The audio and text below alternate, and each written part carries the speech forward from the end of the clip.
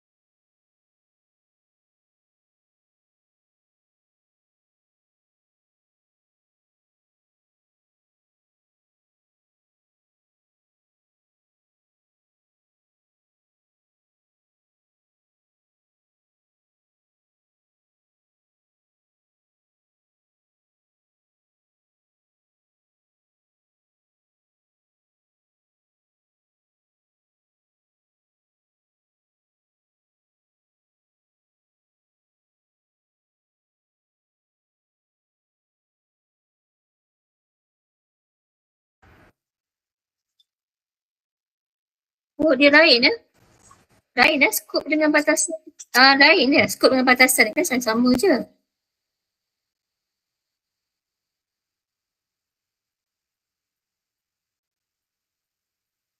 Okey.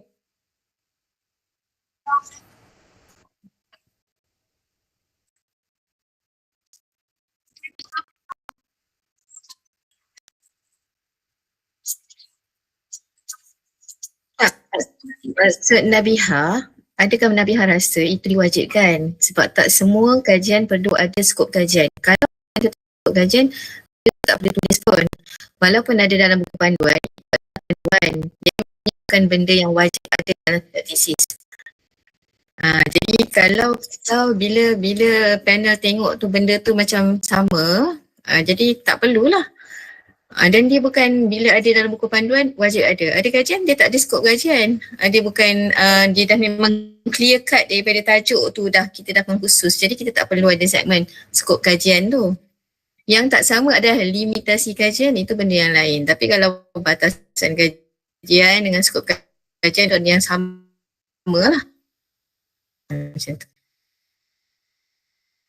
Jadi kalau mungkin Dr. Arianti pun tanya tadi tu lah, nak tanya apa yang bezanya. Beza macam sama je ni. Dia satu je kot Nabihah.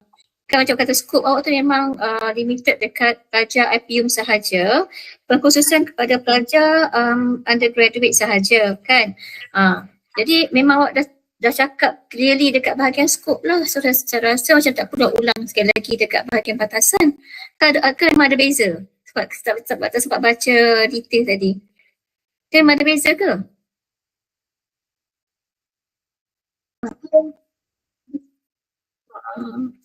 Kalau macam Syahid, kalau macam combine tak boleh ke Syahid tu?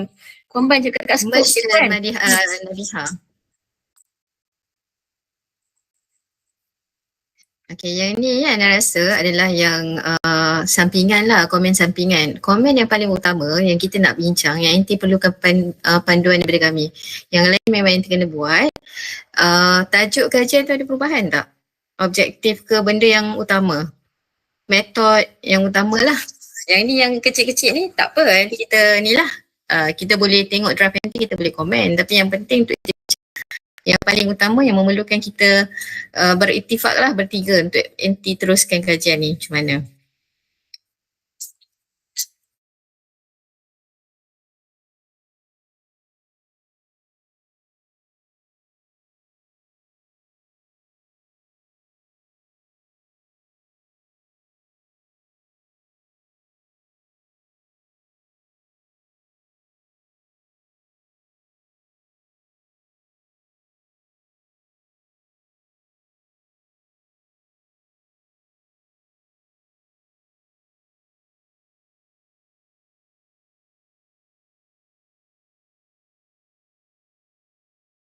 Nabiha, boleh tak kita pergi tengok objektif dulu Nabiha? Sebelum nanti nak cerita macam tu, tunjukkan objektif sebab metod tu dia berdasarkan objektif. Jadi kalau objektif tu kita nak ubah ke apa ke, metod tu akan berubah sekali. So kita putuskan dulu. Bila nanti, maksudnya sebab hari tu nanti nak dapat isu-isu etika, okey metod nanti, yang ni dia tak ada masalah kan? Objektif tak ada masalah. Objektif tak ubah hari tu kan? Ada kan?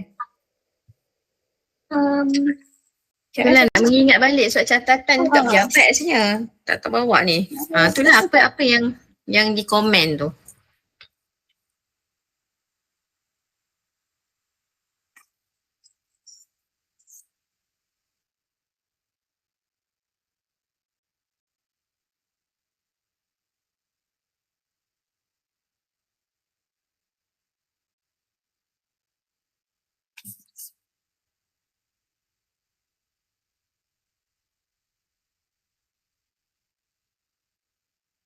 Dia tekankan kepada bahagian isu kan hari tu kan, Dr. Said dengan Dr. Abdul Halim. Dua-dua cakap pasal isu.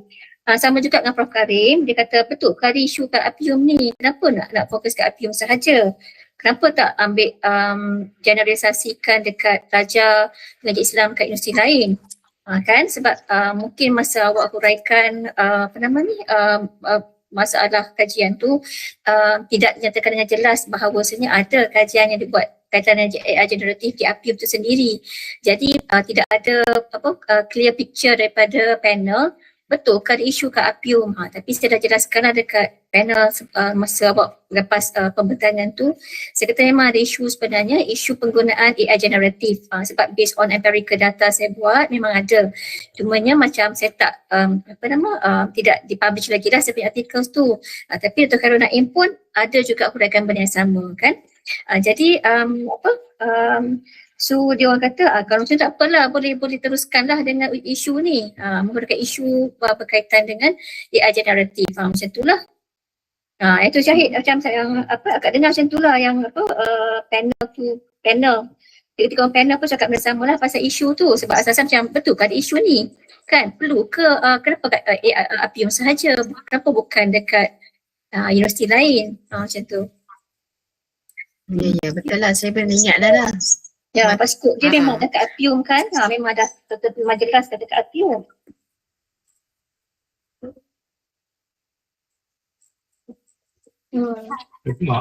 Kena justify benda lah.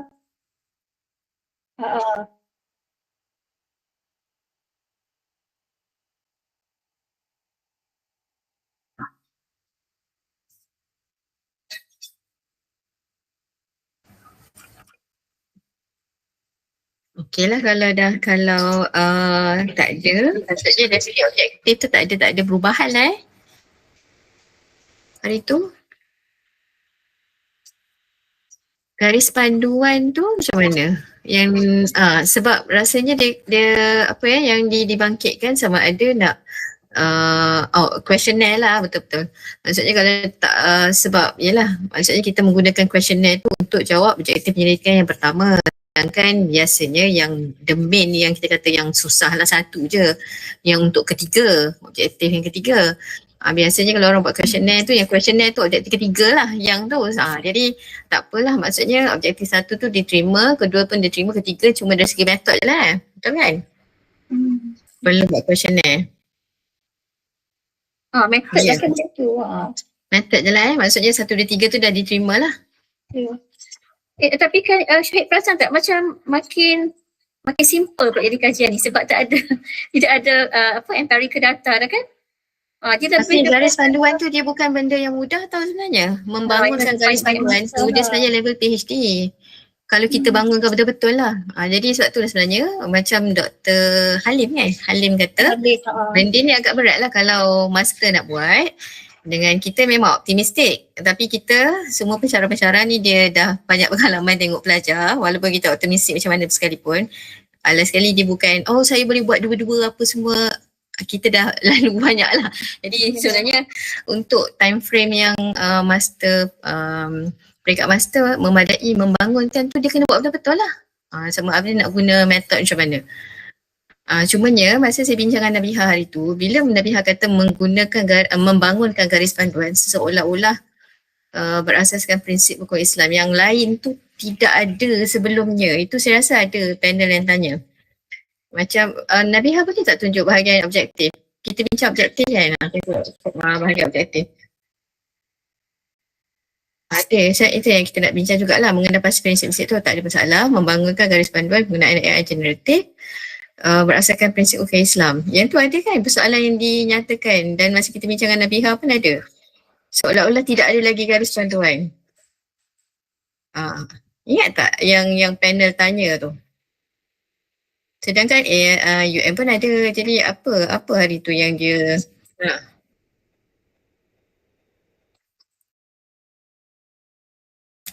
macam soalannya dia.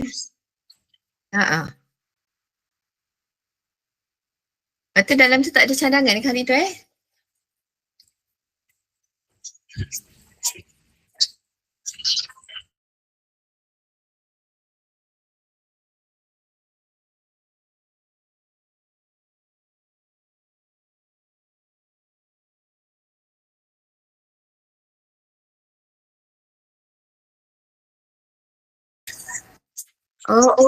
saya teringat. Rasanya doktor dia kata penggunaan AI generatif dalam aspek apalah kot. Itu kot dia yang dia tanya ke macam mana? Umum je macam tu sebab garis panduan penggunaan AI generatif dalam pembelajaran ke, dalam apa ke, dia ada tanya juga aspek-aspek tu. Sebab yang ni dia agak umum lah. Dia hari tu saya sadin sendiri kata bincang kata perlu masukkan isu-isu penggunaan generatif AI dalam kalangan pelajar APIUM. Jadi nombor 3 tu berdasarkan pada kajian yang dibuat untuk kadang-kadang pelajar di APIUM sahaja. Dia tak merujuk kepada yang tu sahaja tapi kita tengok macam ada persamaan ke tak kan macam tu. Tapi yang the rest tu memang pasal ni lah, pasal dia fokuskan kepada garis panduan tu sama ada boleh menepati masa ke untuk membangunkan satu framework tu. Tak nak apa lagi cadangan dia kata fokus pada garis panduan. Garis panduan dia kata macam ni. Dr. Halim kata fokus pada garis panduan sahaja disebabkan oleh banyak empirical data tu telah banyak dikawal oleh Dr. Khairul Naim.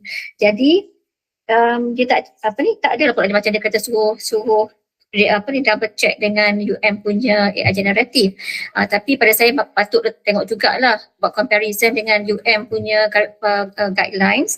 Dan tambah baik mungkin bertambah segi konteks hukum Islam lah kat situ.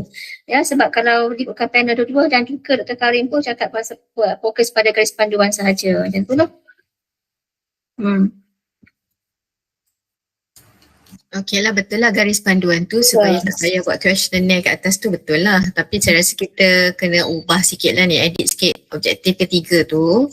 Objektif ketiga tu dia kena smart kan, mesti ada spesifik. So garis panduan penggunaan AI generatif apa?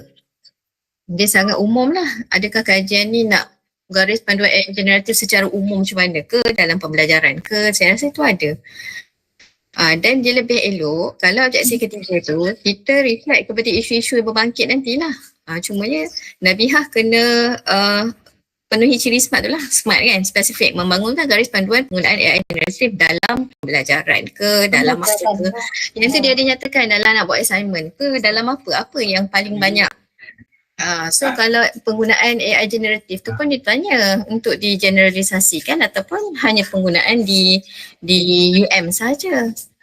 Nabi Has tengok kita empirical data lah kan, macam dia kena match balik dengan Dr. Khairul Naim punya data dengan saya punya data. Kat mana yang sudah banyak guna AI generatif. Kalau kita tengok dari segi empirical tu lebih kepada assignment lah. Maksudnya fokus kat situ. Kan Syed kan instead of generalisasi macam ni. Boleh juga kalau assignment tu kecil sangat kan, tapi kita boleh cakap penggunaan AI generatif dalam pembelajaran di peringkat pengajian tinggi. Maksud saya macam tu lah, supaya objektif tu dia spesifik, SMART lah. Sebab penggunaan AI generatif oleh siapa? Oleh sesiapa sahaja, oleh lecturer ke, oleh ni ke, oleh siapa kan. Jadi maksudnya tapi betul, dia mesti penyelesaian. Dia mesti objektif nombor 3 tu dia akan menyelesaikan isu yang kita kenal pasti kat nombor 1 tu lah. Yang kita dah bincang kat nombor 1. Mesti ada penyelesaian dia dalam garis panduan yang kita cadangkan tu lah. Jadi kalau kita tulis macam tu boleh, garis panduan penggunaan AI generatif dalam pembelajaran di peringkat pengajian tinggi. Macam tu contohnya. Kan, maksudnya mungkin luas sikit lah penggunaan di peringkat pengajian tinggi berbanding di sekolah ke apa semua. Jadi Nabiha kena semua skop tu kena ni lah. Nabiha boleh type Pak Nabiha? Type kat situ supaya kita nampak dan kita setuju. Buat tulisan warna merah ke kuning ke, tengok betul gambar. Nak warna merah ke apa ke boleh lah. So nampak dah nanti.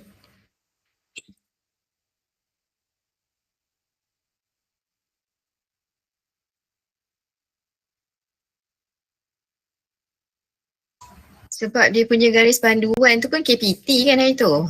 Jadi di pengajian tinggi kan, Nabiha. Jadi maksudnya apa lagi yang nak ditambah baik lah. Tapi maksudnya dia pun kita bukanlah bermula from scratch. Mesti kena rujuk apa-apa yang dah ada tu, nak modify ke, nak tambah aspek Islam kat mana ke apa ke, sebab bendanya sama je.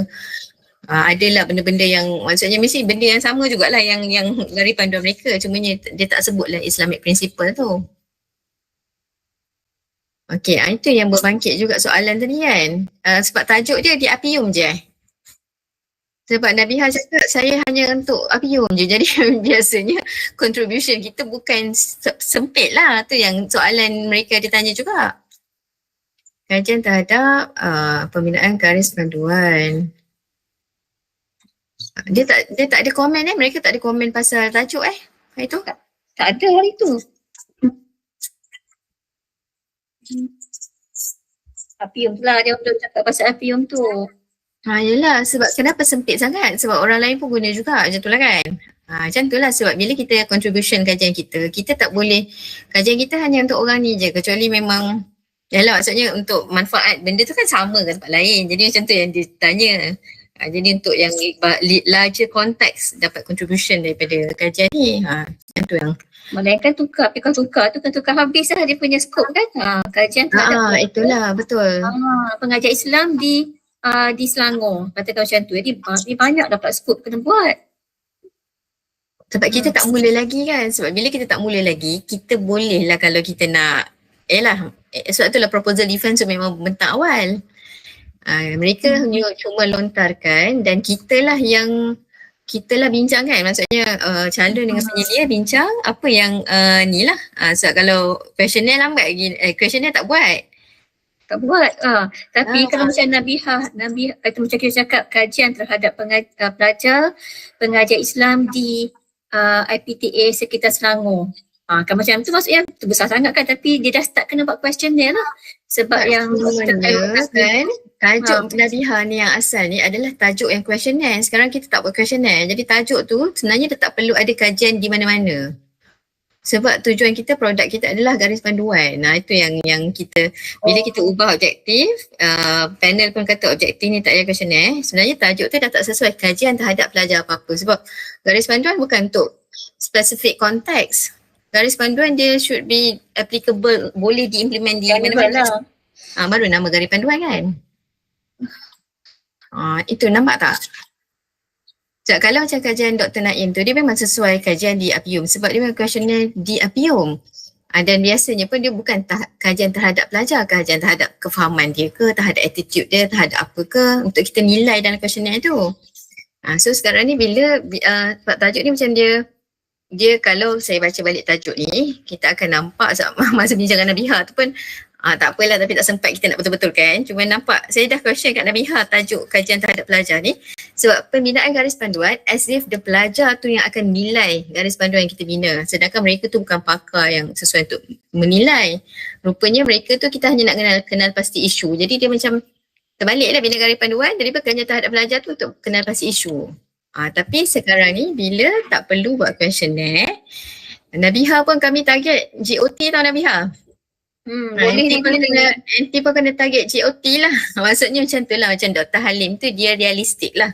Dia memang kata tujuan kita belajar-belajar tu tak apalah, nanti nak buat dalam yang hebat sangat. Bagus lah, tapi maksudnya kita realistik. Nanti cuba GOT yang merit master lepas cukup lah. Tak adalah kita nak buat membasik. Kalau betul-betul tu tahap PhD ni, kalau nak garis panduan betul-betul ni. Sambung lepas PhD lah kena buat yang ni. Tu yang dia kata tak payahlah dua-dua nak buat. Walaupun anti-optimistik, tapi kita pun kata kita dah lalu banyak dah student yang sebelum saya lepas ni saya nak. Lepas kita pun tengok dah hilang terus. Dah banyak kali pengalaman jadi macam mana pun. Okay, so kita pun tak apalah, baguslah. Tapi macam tu lah. So macam ni Dr. Arianti, kalau kita ubah, dia kena ubah tajuk kan? Ubah tajuk lah, habis ubah tajuk. Lepas tu dia macam lebih umum lah kan, dia punya pembinaan garis panduan AI generatif berdasarkan hukum Islam. Maksudnya tidak ada lokasi ataupun skop limitasi. Skop pengajian tinggi tu dalam pembelajaran tadi tu. Cumanya sebab masa saya punya PhD kan, saya punya examiner tu, Prof Basi UKM tu lah, dia komen lah, dia kata kenapa tajuk kajian tu macam sama dengan objektif ketiga, tak boleh. Kena lain sikit. Kan sebab tadi kita punya tajuk objektif ketiga, membina garis panduan pengenai AI generatif.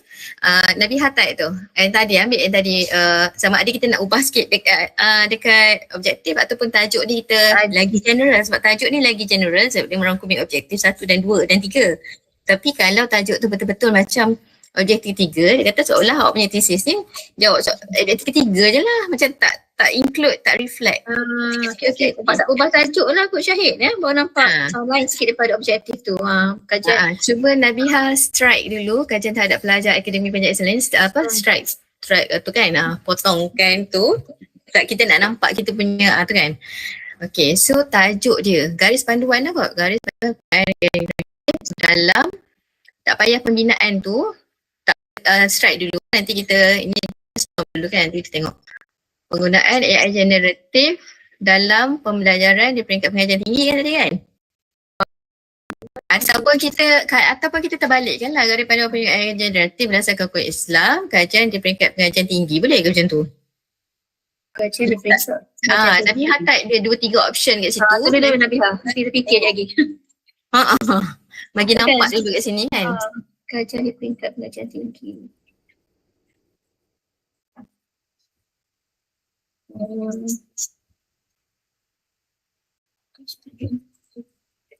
Ataupun kajian ataupun kita tak nak titik bertindih, kita direct je macam tu lah. Kalau kajian di peringkat pengajian tinggi macam nampak macam besar lah kan, nampak macam umum ni. Kan nampak macam luasnya kan, kena komen dekat panel pula lepas ni. Sama ada letak. So data tu pun taklah limited sangat kepada Apium. So macam objektif pertama tu pun kita pun tak adalah Apium sangat. Betul tak? Maksudnya kena data tu kena collect daripada mana-mana juga lah kan, sebab kena ada juga data daripada universiti lain. Baru lagi rich, sebab kalau konteks kita je mungkin isu tak banyak sangat kan. Jadi macam kita tak menjawab segala isu yang ada tentang penggunaan AI generatif ni lah.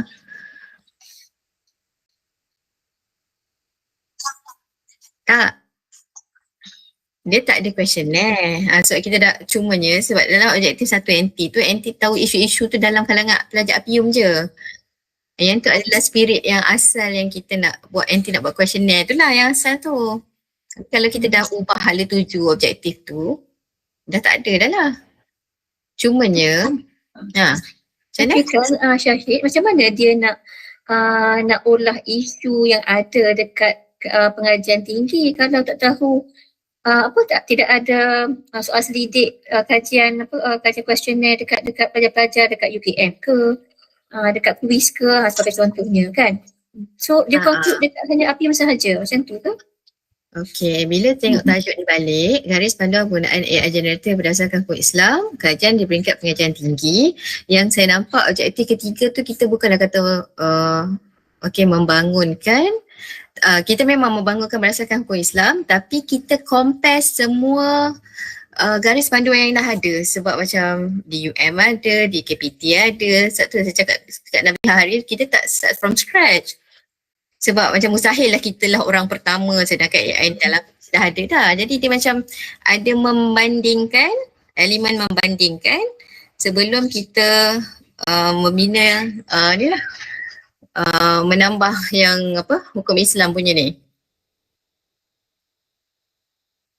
Tak, kat sini kan kita nampak membangunkan kan, macam yang dia akan ada macam ni menghuraikan isu-isu mengenal pasti sebagai panduan dalam mengatasi isu-isu etika penggunaan AI generatif, membangunkan garis panduan penggunaan AI generatif. Nah, ni yang kat sini tak boleh ke? Di peringkat pengajian tinggi tu. Jadi maksudnya dalam tajuk tu kita membandingkan semualah garis panduan yang ada di peringkat pengajian tinggi tu, kemudian kita bangunkan yang ada prinsip Islam, reflect tak? Sekejap ya. So nombor satu memang kena huraikan isu yang APM tu betul lah. Cuma nanti kena buang kalangan pelajar pengajian tinggi lah kot. Dalam kalangan pelajar. Sebab kan kalau takkan nombor satu dia takkan match dengan nombor tiga. Dia macam takkan, tiba-tiba pula yang bawah tu pengajian tinggi, atas tu APM sahaja kan isu tu. Jadi nak selamat buat macam ni, atas tu nombor satu tukar dalam kalangan pelajar pengajian tinggi. Betul. Jadi tak apa Nabiha nanti. Sebab saya akan suruh buat questionnaire. Saya akan hantar juga dekat UKM dengan UIA. Data tu ambil juga lah untuk guna kat sini. In case of kalau kita ketukar pada pengajian tinggi lah. Sebab tak boleh nak guna yang APUM punya data tu semata-mata. Sebab setiap universiti tu berbeza tau cara dia orang. Macam-macam saya ambil data kat UIA. Dia orang macam lebih telus lah bagi jawapan banyak guna AI. Guna untuk apa? Untuk buat assignment. Tak ada macam nak tipu-tipu ke tak ada. Memang telus cara bagi jawapan tu. APUM pula guna sikit je, ada yang tak guna langsung. Kan jadi macam perbezaan data tu agak ketara lah. Tapi kalau kita dapatkan data daripada berbagai universiti, so kita akan boleh buat satu conclusion yang eksklusif lah, menunjukkan bahawa ini sebenarnya masalah berlaku, apa yang paling kritikal dan juga how to solve it. Macam tu. Tapi kalau macam nombor satu buat APUM tu, saya agak rasa lah kan Syahid macam tiba aja bawah pula pengajian tinggi. Kod nanti kan panel bertanya, kau macam mana Syahid? Sebab Syahid ada pengalaman kan? Kau macam mana? Macam mana kak ada orang bertukang pula kau saya guna telefon sekejap. Dia tengah repair telefon sekejap. Oh ya ke? Itulah tak Syahid macam ni akak cakap. Kalau nombor satu kita buat APUM juga, kan takut ada isu kan, sebab nombor tiga kita kata peringkat pengajian tinggi. Nanti orang tanya apa, nanti kan pernah tanya kenapa isu awak nombor satu tu APUM tiba-tiba pula nak buat pengajian tinggi. Adakah isu APUM tu juga boleh apply sama juga dengan berlaku dekat universiti lain? Kan? So mesti kena ada data. Mesti kena ada data. Tak boleh nak kita macam nak serkat jaram macam tu je. Maksudnya kena ada questionnya jugalah untuk tahu isu-isu yang berlaku ni. Okey. Silakan Nabiha.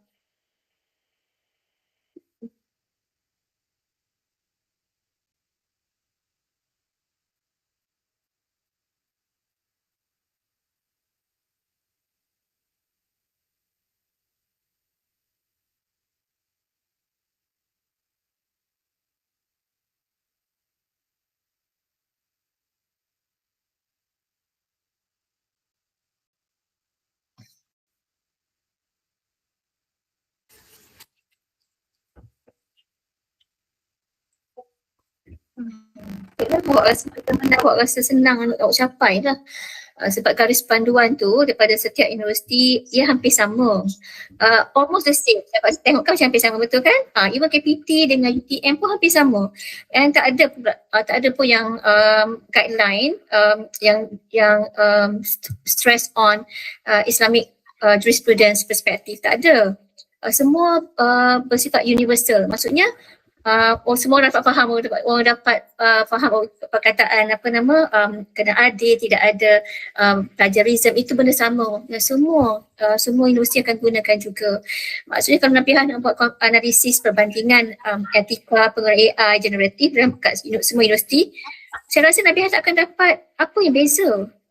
Ada yang beza tak Nabiha? So far saya tengok tu macam hampir semua sama. Hampir semua sama kan?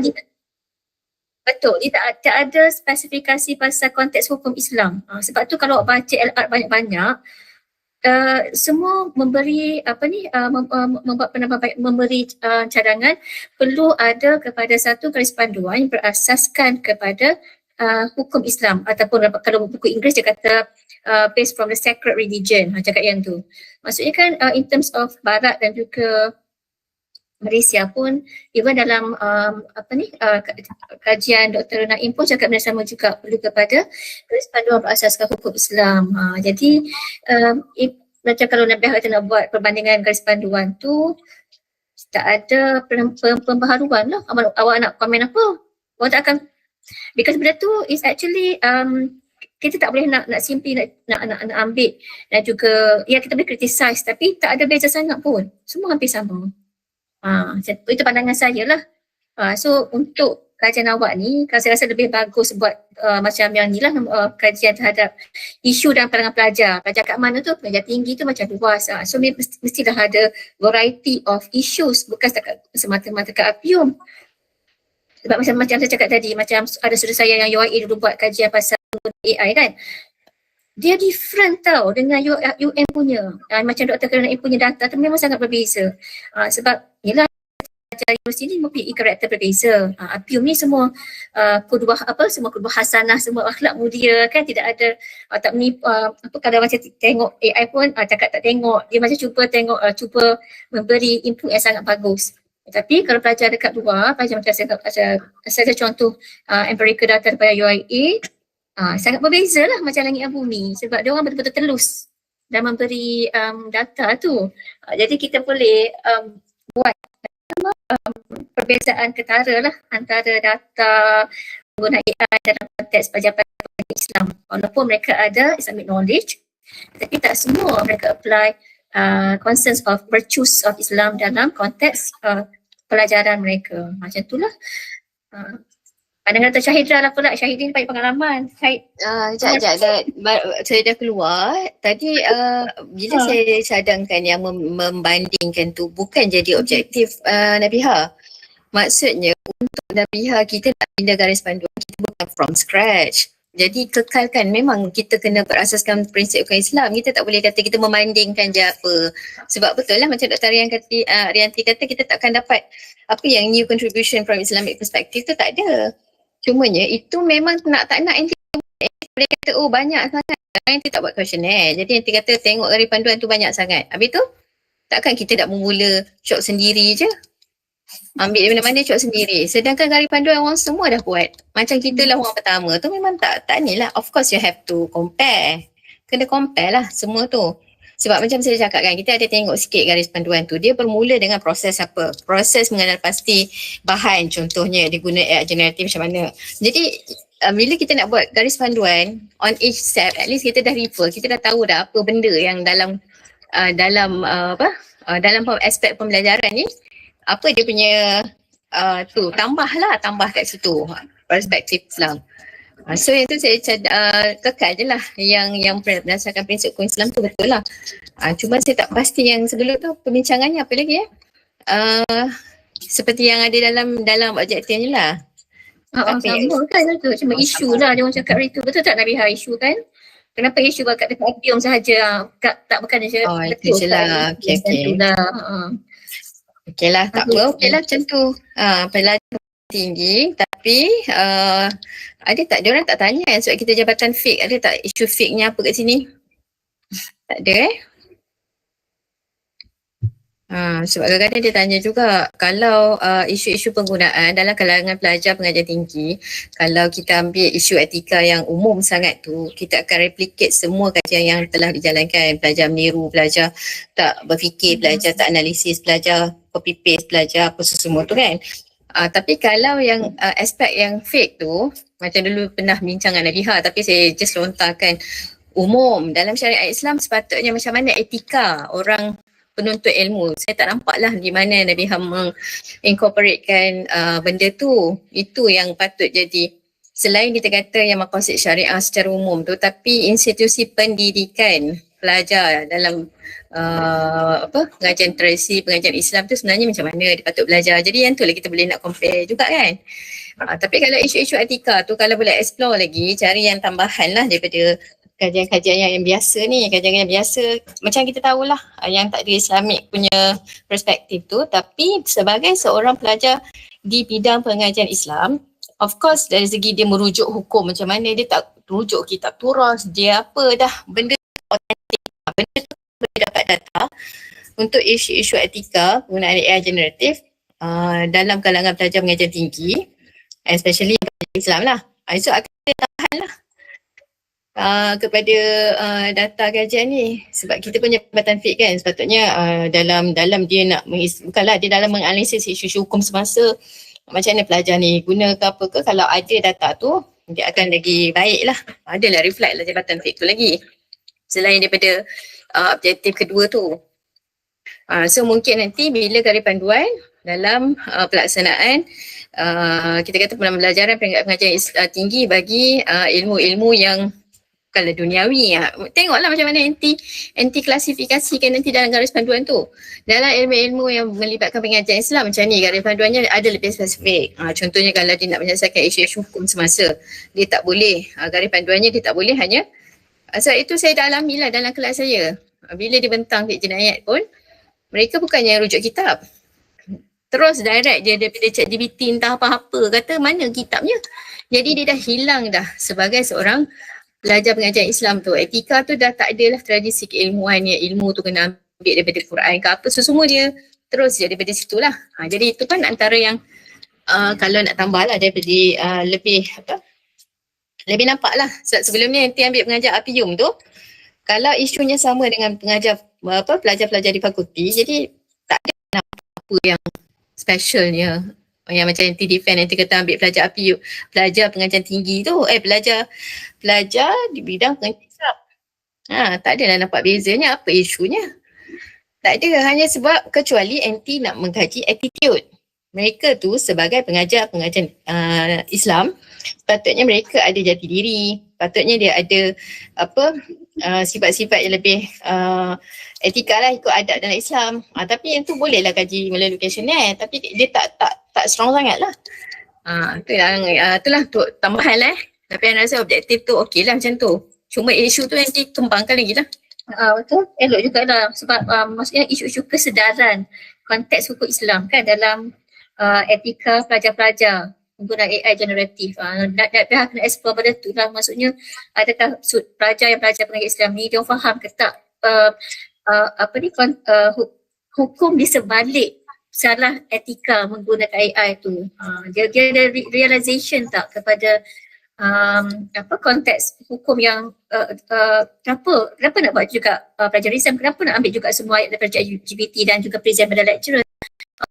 Sedar ke bahawa ini merupakan benda yang sebagai contohnya Sadru Zariah ke kan, faham tak konsep tu. Jadi mungkin adalah LR berkaitan dengan perkara sedemikian. Kita tak sure lah, ada ke tak tahu Nabiah ada ke? Tak jumpa tak tahu lagi dah banyak ke tak, tapi ini kajian kualitatif kan, kajian kualitatif tu dia memang bersifat berkembang lah, maksudnya along the way kita kumpul dia akan membentuk lah kita punya ini kita kata working lah kita punya proposal ni kan. Dia growing lah sebenarnya kan, just snowball punya research lah, dia akan makin besar. Betul. Macam tu lah nature kualitatif. So Nabiha kumpul dulu apa semua tu nanti akan tajuk tu pun mungkin kita akan alter sikit ke apa ke, kita tengok apa yang ada. Sebab kalau kajian yang bersifat baru pula, dia lagi cabaran lah kualitatifnya sebab tak ada lagi orang kaji betul-betul. Dah tak ada kan. Macam tu. Kecuali lah kita yang buat questionnaire tu lain. Tu kuantitatif. Lepas tu kita buat ni. Tapi kualitatif dia bergantung lah. Kita collect data, dia berkembang di situ lah. Cuma still kita kena ada framework lah. Kita nak kaji apa. Objektif kita still ni lah. Rasanya yang ni dah okey kot. Kembangkan tengok page issue tu.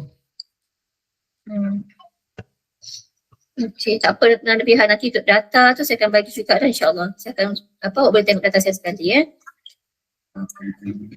So, bila kita ubah sikit objektif dengan tadi kan, maksudnya title, tajuk tu dia kena beza sikit lah. Nanti cuba fokus sekali, bagi beza sikit dengan objektif 3 lah tu sebab saya kena lah masa Viva tu. Lepas tu, dia akan automatic scope, method, dia akan adalah sikit sebanyak perubahan tu.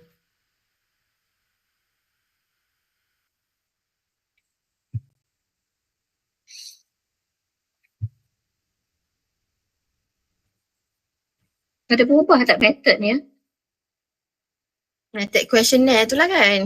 Itu dah kena buang tu. Yang membangunkan tu guna method apa Delphi. Nabiha? Bangun. Saya dah tanya, membangunkan tu guna method apa?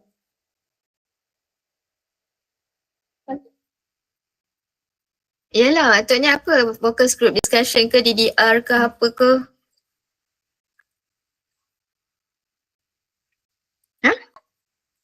Delphi method. Delphi lah Okay. Okay lah, yang tu pun kena pergi kursus lah tu. Sebab dia sebelum FDM tu of course lah dia ada 2-3 kali kan sebelum tu. Dia sebenarnya DDR, membangunkan tu DDR. Design and Developmental Research. So dia design tu mungkin banyaklah lagi FGD, kena buat temu bual ke apa ke, bila kita dah apa baru Fuzzy Delphi method tu. Nak tengok scoring dia. Tapi maksudnya ada tak tulis FGD semua ada kan?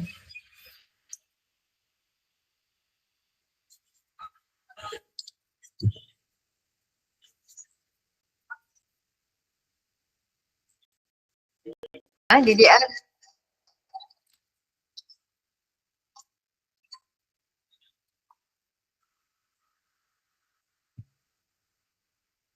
Okay, tapi lepas tu guna Fuzzy Delphi method ni. DDR tu maksudnya dia ada step-step lah. Maksudnya untuk design, kena analisis keperluan dulu. Kalau DDR tu analisis keperluan. Nak buat model ke, nak buat garis panduan ke, kemudian kita membina lah. Kemudian baru pengesahan pakar itulah. Tapi dalam proses-proses tu, dia tidak semestinya, dia DDR ni taklah kita kata dia reka bentuk kajian yang dia ada step-step macam tu, tapi dalam kita nak analisis keperluan, kita mungkin guna kualitatif. Fuzzy Delphi method ni pun dia guna nominal teknik kan, scoring kan, so dia dah agak kualitatif pula. Macam tu. DDR tu nama kita kata metod untuk kita membina tu kita ikut lah. Okay, analisis keperluan ni kita menggunakan teknik kajian kepustakaan. Yang kedua, yang kedua tu kita membangunkan. Membangunkan tu macam mana pula? Cara nak membangunkan tu. Kualitatif juga, tak apalah nanti kata kualitatif kepustakaan, tapi mesti ada FGD dengan pakar-pakar. Siapa pakar-pakar tu? Ada tak? Kenalah, kita kena ada idea lah siapa kita interview dan sebagainya.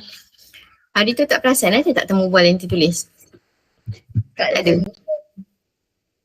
Tak, itulah anak juga masa yang anak supervision nanti, betul kita tak sempat nak betulkan. Sebab data daripada pelajar tu, mereka tu bukan pakar, dia tak boleh membina, dia hanya tahu isu. Tapi kita nak interview siapa untuk kita membina, kecuali kalau kita kita fikir sendiri, jadi tu tak strong lah, tak reliable dan valid lah. Maksudnya kita shot sendiri je kita bina. Kita kena tanya pihak yang kat universiti mana, pihak mana. Kena ada lah dalam mind lah untuk interview, untuk kita membina garis panduan ni.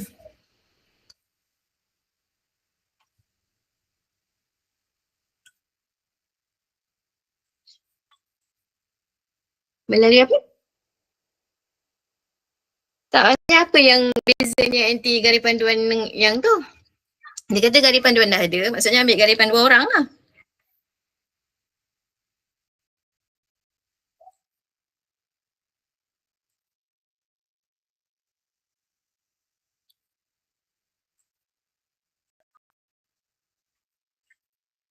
Itu pengesahan pagar atau lah dia kata membina garis panduan tu guna apa? Yang Fazil Dafi method tu untuk mengesahkan.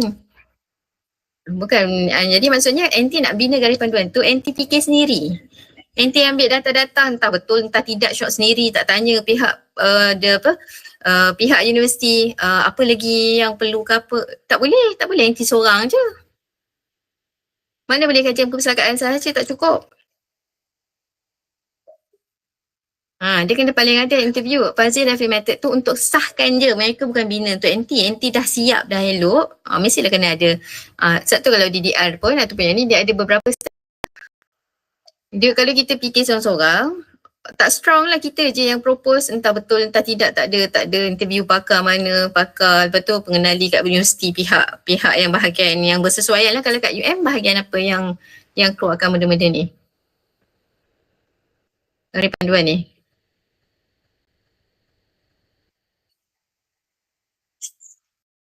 Kena interview pihak tu lah, tak tahulah HCP ke Citra ke ADEC ke apa ke. Kita kena interview dia juga. Tak boleh solely daripada pemahaman anti untuk membina. Anti nak propose ke orang, tak boleh. So yang tu kena tambah lah dalam metod. Kemudian FDM tu hanya untuk, bukan mereka takkan tambah dah, mereka mengesahkan je melalui scoring-scoring tu. Jadi tu pengesahan pakar. Jadi pembinaan tu yang paling penting. Tu lah tanya pembinaan tu anti guna teknik apa. Sebab ada kajian yang mereka hanya membina je. Pengesahan kajian lain. Macam tu. Tapi kalau nanti nak mengesahkan melalui pakar tu lagi elok lah 3-3 sekali. Dia menganalisis keperluan. Kenapa perlu ada garis panduan. Itu kena clear. Dan walaupun nanti tak ikut DDR. Dan kalau kajian DDR, dia punya itu direct je. Yang pertama mengenal pasti keperluan. Dia kenalah isu-isu lah apa semua tu. Kedua, membina. Ketiga, mengesahkan pakar. So dia akan bentangkan lah dia punya scoring pakar apa benda nak menunjukkan benda tu memang pakar bersetuju, ada konsensus ke tak sebagainya. Okay, tapi kalau kita tak buat gaya DDR tu, sebab kalau kita tak pakar, Cik Hana pun tak pernah lah betul-betul involved dalam DDR ni. Jadi kita teruskan dengan kualitatif. Tapi elemen-elemen tu kita kena pastikan ada lah. Sebab dia mesti, kenapa awak nak garis panduan? Kena proofkan keperluan dia. Jadi keperluan dia mungkin kita tak tulis direct lah menganalisis keperluan. Tapi dalam objektif satu kita kata ada mengenai pasti isu-isu dan apa benda. Yang tu okey lah. Kena lah. Tapi nak membina berdasarkan hukum Islam tu bukan kita je yang fikir shot sendiri. Dia tidak semudah itulah kajian di peringkat pengajian tinggi. Kalau FYP tu mungkin lah. Tapi FYP pun kita akan suruh student pergi interview pihak-pihak yang berkepentingan lah. Yang pakar tu. Jadi master for research pun lebih-lebih lagi lah sebab merit dia lagi tinggi. Untuk diluluskan tu maksudnya panel-panel akan tengok, yang ni je. Dia punya merit untuk lulus yang for research lagi tinggi daripada mixed mode. Kalau mixed mode mungkin dia kata, okey lah, boleh lah. Tapi kenalah ada interview untuk membina lah.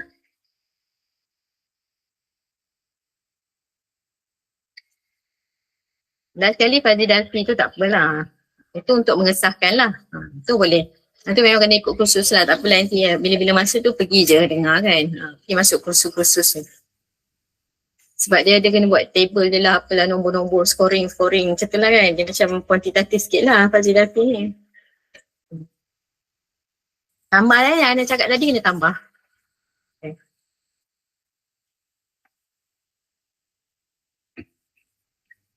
Yang nanti punya metodnya nanti kaedah analisis, kaedah apa namanya, pengumpulan data tak ada. Kan nanti 1.11.1 mereka bentuk kajian. Tak ada yang tu, benda tu penting Maksudnya pengumpulan data, mereka bentuk kajian tu nanti pilih apa ni, kualitas tak berani nak mengajarkan sahaja.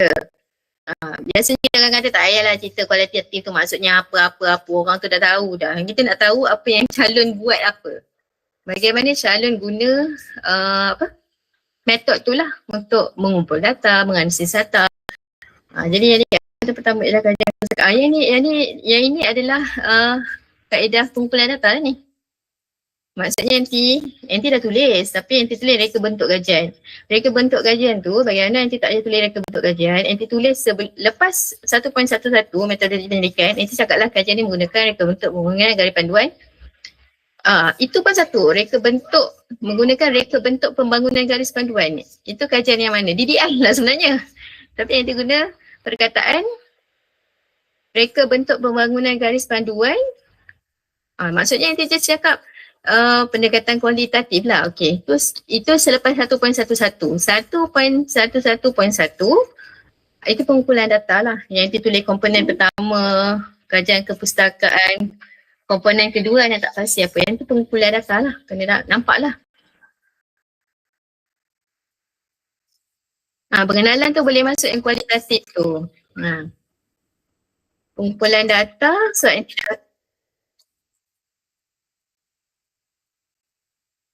tak adalah, dia tak boleh bentuk point lah. Penulisan akademik ni NT mesti dalam paragraf. Cumanya subtopik NT tu lah 1.11.1 tu kaedah pengumpulan data lah. Semua bincang yang tadi kalau ada interview ke kajian kepustakaan tu, data mana yang diambil, yang primary resource tu apa. Contohnya semua garis panduan, KPT apa semua tu itu adalah primary resource. Kalau artikel-artikel secondary resource kan, benda-benda tu kena ni lah. Kena dijelaskan lah. So kelompokkan balik, cumanya bila kaedah pensampalan tu kan, kita dah tak ada lah kan.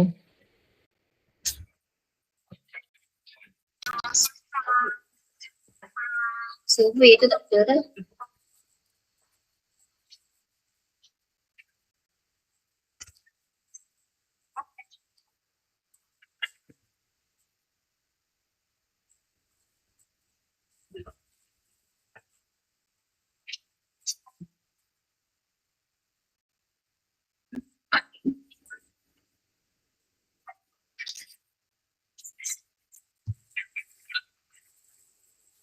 Sampaian tu kalau kuantitatif, kita pilih sampel kajian. Tapi kalau kita fully kualitatif, NT punya dalam sini pun NT kata NT kuali tambah kuanti asalnya. Itulah kalau kita dah tak buat kuanti, kita tak adalah kita pilih sampel. Memang kita pengajian tinggi tu daripada LR kan. Macam Dr. Naim dah buat daripada LR dia, macam tu lah. Cumanya dia FGD apa semua tu kena sama ada FGD atau temu bual lah. Kena ada lah untuk membina kan. Macam mana cakap, kita tak nak lah dalam metod tu panjang-panjang kita pun cerita ni kaedah ni maksudnya apa tu semua. Bukan, yang pentingnya NT cakap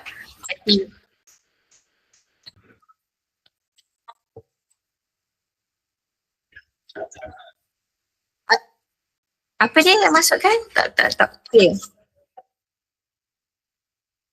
Masukkan apa?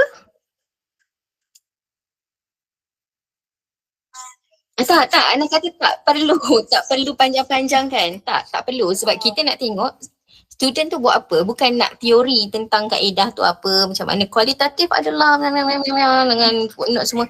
Tak, yang penting nanti guna macam mana. Untuk objektif yang ni guna untuk objektif pertama kajian perpustakaan ni, jadi kita pun clear macam mana nak mengatasi isu tu daripada LR yang terdahulu ke, daripada apa ke, macam mana ke. Lepas tu yang temu bual tu digunakan. Temu bual tu mungkinlah ceritalah sikit proses dia, macam mana nak kenal pasti persampalan untuk temu bual ada persampalannya purposive ke, snowball ke, macam mana ke, mestilah purposive dulu and then snowball teknik. Benda tu kena jelaskan lah untuk kita dapat orang yang tepat untuk kita interview untuk ni. So terbahagi kepada dua pula, pihak yang menguasakan kat universiti ke ataupun KPT ke, kemudian yang pensyarah ataupun kita kata academician di bidang pengajian Islam ke, sebab dia lebih tahu kan hukum perspektif hukum Islam. Kita ceritalah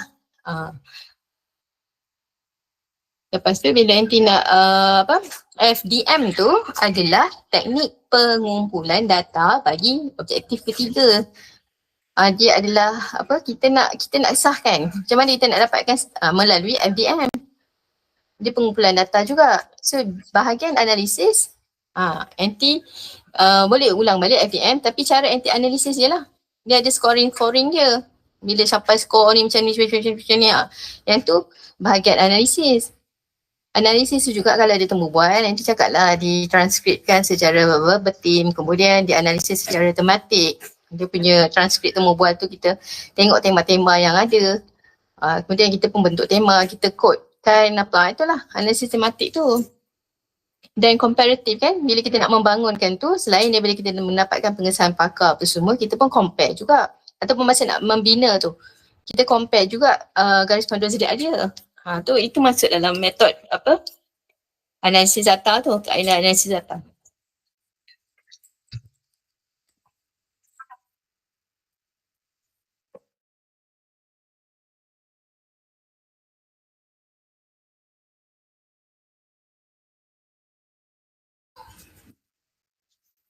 Kalau yang major rasa yang tu lah kot yang major je lah. Yang lain tu lah bila kita tengok balik review balik kita punya objektif, tajuk. So itulah benda-benda lain tu dia akan selarikan balik kan. Macam tu lah. Ada tambahan lagi tak Dr. Arianti?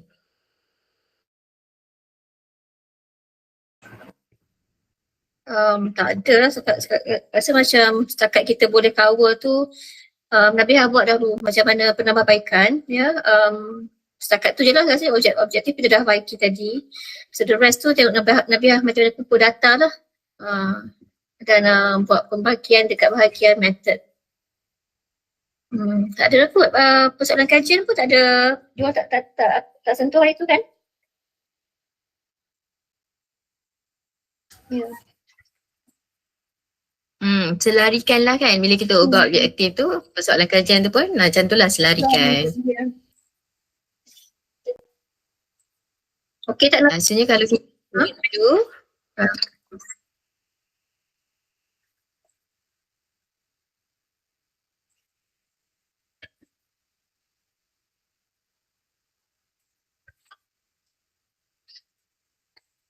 dia bukan kita buat macam kita buat dalam bracket soal selidik kan ke macam mana Syahid?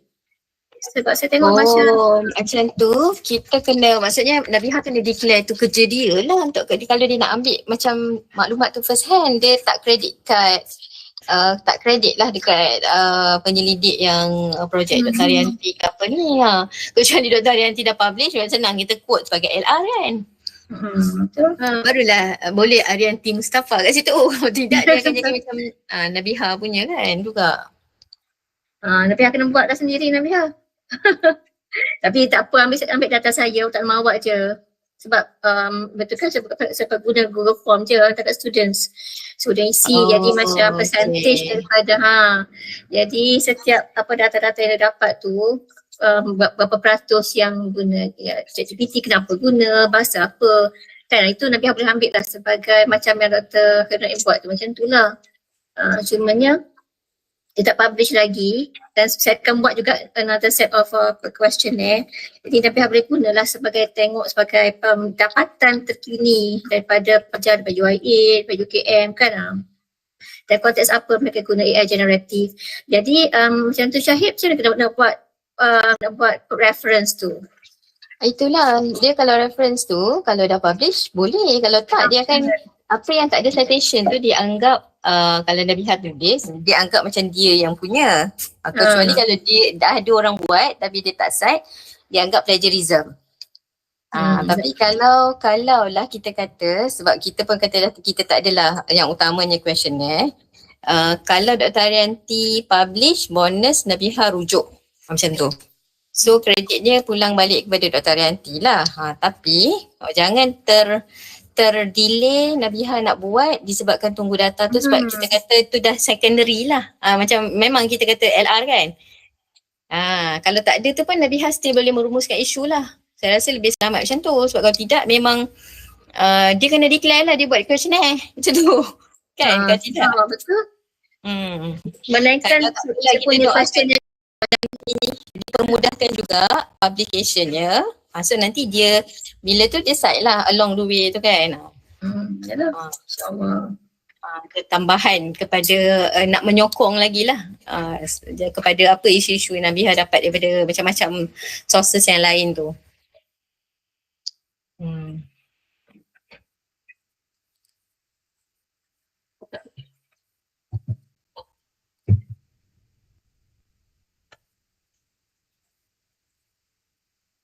Rasanya kalau saya tak ada dah. Cumanya kalau Nabihah benda-benda tu dah okey, nak baiki, kita jangan stuck dalam bab satu je berlama-lama. Maksudnya Nabihah dah catat dah kami cakap apa, kalau nak lepas ni nak hantar balik ke, tak adalah kita buat, setiap kali tu kita nak tengok, so kita akan start je bab satu je. So kalau kita target Nabihah GOT tu berapa tahun ni Nabihah untuk research? Ustaz. Setahun. Maksudnya tahun setengah, tengah tahun depan lah. Combo pun tahun depan. Kan? Betul kan? 2 tahun. 2 tahun kan? Master 2 tahun kan kaji OT. Maksudnya Nabihah dah target tahun ni tu dah all out lah semua. Kan Syahid kan? Maksudnya tahun depan tu dah CP-CP dah baiki yang yelah, okey lah. Maksudnya kalau next supervisionnya kami menunggu bab 2 lah macam tu. Isu tu dah ada, banyak isu. Nanti hantar bab 1 dan bab 2 lah. Maksudnya bab 1 tu yang ni, tapi tu dah saya cakap kita tak adalah nak start kan. Kalau kita lepas ni kita jumpa bab 1 lagi tak. Kita dah itifak ni. Macam nanti terus je bab 2. Nanti kita tengok bab 2 pula. Nanti susah nak jadual ni bagi clear. Bulan berapa nanti nak siapkan bab 2, bulan berapa bab 3 kena siap. Dia yang paling lama tu yang FDM tu. Yang nanti nak belajar tu bab 4 tu tak apa, bagi allocate masa yang panjang sikit. Bab 2 dan 3 tu mungkin boleh laju lah. Tapi macam saya cakap tu, kita jangan short sendiri, kita buat LR je. So at least nanti kena pastilah nak pergi interview siapa. Sambil-sambil bab 2 tu dah siap.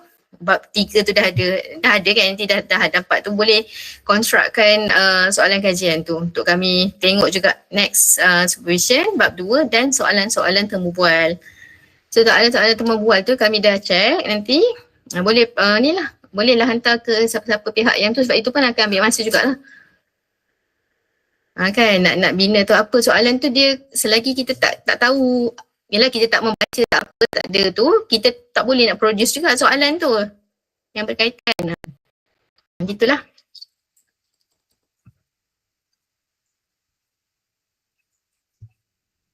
Yalah, didoakan semoga lajulah JOT. InsyaAllah. Amin. Dia dari segi penulisan, saya nampak Nabihah ni bagus ni, excellent lah penulisan dia kan, ayat akademik tu bagus. InsyaAllah. FYP tu boleh buat 4 bulan je. Tapi bila master semua panjang-panjang tak habis-habis. Tapi dulu boleh je 4 bulan. Kan? Boleh je. Boleh, insyaAllah boleh. Tak apa Syahid, kita push je Syahid. Biar dapat. Tu lah, nanti kita jumpa, kita set next nantilah. Tak tarikh dah siap. Nabihah bulan 3 dah siap hantar bab 2 macam tu. Cepat jalan. Yalah, gitulah. Yang lama sikit masa nak collect data yang lapangan tu lah. Data kepustakaan tu nanti terus cari, dan nanti pun jangan start. Nanti cari untuk bab 2 je tak. Bila dah kumpul-kumpul tu dah dapat tu, cumanya nanti kelompokkan lah. Okay, kalau nanti ada one draft thesis kan, macam nanti dah buat ni, dah buat subheading ni, terus je ada bab 2, bab 3. So bila nanti baca tu, nanti jumpa bab 2, nanti park dekat bab 2 punya laci-laci drawer je ni, bab 3 terus. So dia sekali lah, tak adalah kita akan start bab 2 je, betul nak? So, bab 3 macam mula balik cari tak. Cepat sikit tu lah pengalaman kami yang cakap ni kan, sebab kita orang dah melalui semua tu, buat macam tu, betul macam drawer tu. Bab 3 apa, dah ada point sikit letak je, masukkan terus. Bila dah baca sikit ada jumpa macam bab 4, data yang dekat mana-mana, masukkan terus sikit-sikit. Dah lama-lama banyak lah. InsyaAllah boleh tu Nabihah. Awak set tarikh. Macam saya dulu saya memang set tarikh. 3 bulan make sure siap satu bab. Lepas tu kita check balik. Kita minta Nabiha buat ni lah, buat dia punya macam gancat tu lah. Nanti kita follow NT punya gancat yang NT plan bab 2, bab 3 sampai nanti habis. Lepas tu kalau nak hantar, kita message dia sampai dia hantar. Betul lah. InsyaAllah boleh. All the best Nabiha. Dia buat ni. Harap membantulah Nabiha. Ke ada yang tak terjawab untuk tujuan kita punya supervision hari ni? Kot yang sebenarnya nanti nak tanya kami tak sentuh. Ke ada macam Nabiha terbungkam malah hati, tak apa hati ke apa? Nabiha? Tak ada. Kot Nabiha nak buat macam ni, kita cakap buat macam ni. Nabiha cakap lah sebab ni kajian Nabiha. Jadi kami kena ikut Nabiha juga, tapi align lah dengan apa-apa yang perlu yang pihak panel cakap hari tu. Sebab kita kena berhati-hati juga. Biasanya panel tu dia akan continue lah. Jadi so dia tahu daripada awal perkembangan calon tu. Salah seorang ke, dua orang ke mungkin akan lekat lah sampai jadi examiner lah. Macam tu lah. Yalah. Okay Nabiha. Dah ada lagi? Ada lagi tak Nabiha nak tanya? Okay, tak apa. Jadi, saya kat cerita InsyaAllah, kita jumpa lagi.